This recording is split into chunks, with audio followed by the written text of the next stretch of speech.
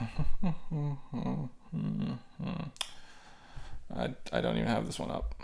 It's literally just says red blend.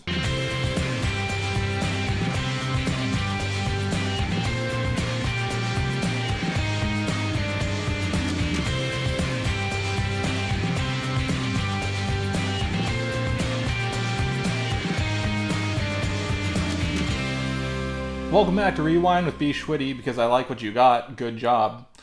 Now today is National Red Wine Day here in America, or just Red Wine Day. I don't know why. It's been around for the last 4 years. So I thought it'd be a good time to learn about red blends, especially American red blends, since literally means nothing.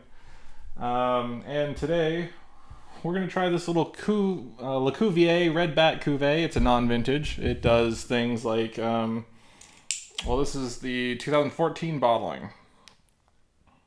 A little dusty. So, blends. Let's talk about that.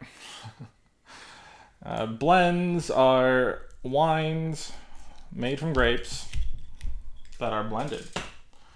There's no specific rhyme or reason to them, no actual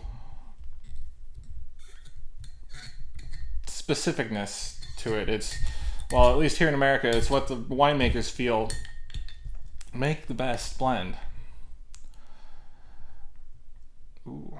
Now, is that true everywhere else? No. Elsewhere in the world, there are famous red blends. There are red blends that you need to follow guidelines for. I think it was last week that we were talking about Chianti. Chianti Classico needs to be 80% Sangiovese. I'm pretty sure other Chiantis are at least 70%. But you could blend anything else in there. They used to just fill it with white wine until some reforms, I believe around 2011.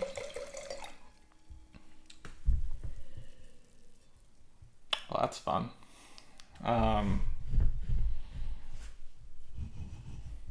So let's talk about blends.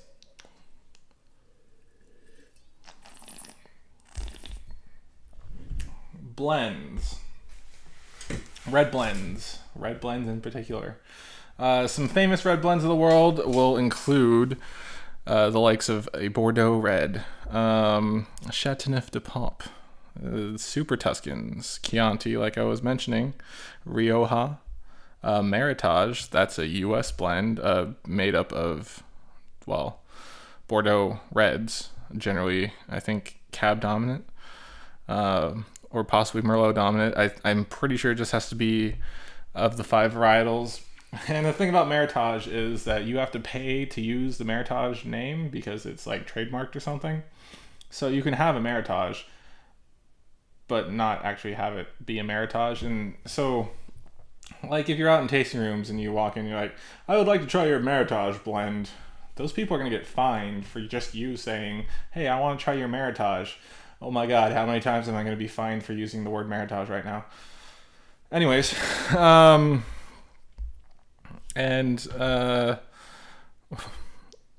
blends. They can be a number of things. A lot of wine varietals need just a little bit of help. And not because of any shortcomings, it's because of what the market has kind of dictated it wants. Let's talk about Bordeaux blends, or Bordeaux style blends. In the regions of Bordeaux, there's right bank and left bank. I feel like I've talked about this before. Red wine in the right bank of Bordeaux are Merlot dominant. On the left bank, they're Cab Sauv dominant, mostly because you can't grow Cab Sauv that well out on the right bank. Another popular American blend right now is called a GSM.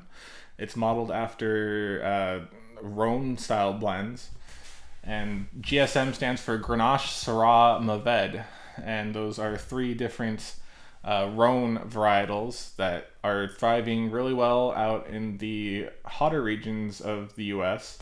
Warmer climates, sorry, not hotter climates, specifically like the Central Coast and like Paso Robles. Paso Robles is a pretty big area that's blowing up right now. It's going to be like the next wine region to look out for in California. And right now, half of the producers are trying to model themselves as GSM producers because they're trying to make Paso Robles into this America's Rhone Valley, which I find interesting. I like Grenache, I like Syrah, I love Syrah, I tolerate Mourvedre, but the three of those varietals play it really well off of each other. Therefore, that's why you want to blend them together. What else?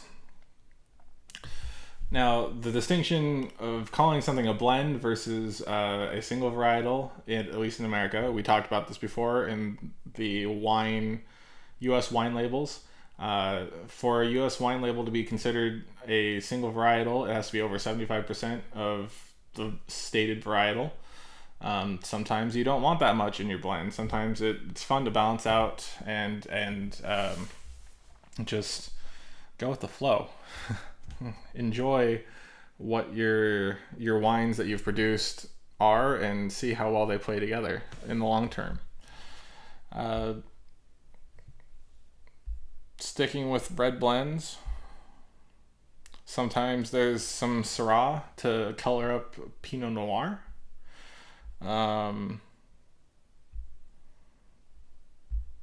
Zinfandel in particular has parts of Petit Syrah thrown into it. But in general, what I'm trying to say, the point that I'm trying to get across is that while 100% varietals are fun, they're not always the most clever.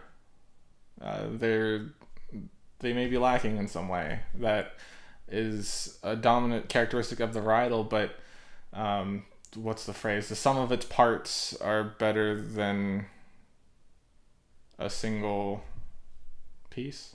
I don't know that phrase that well, but that's the idea.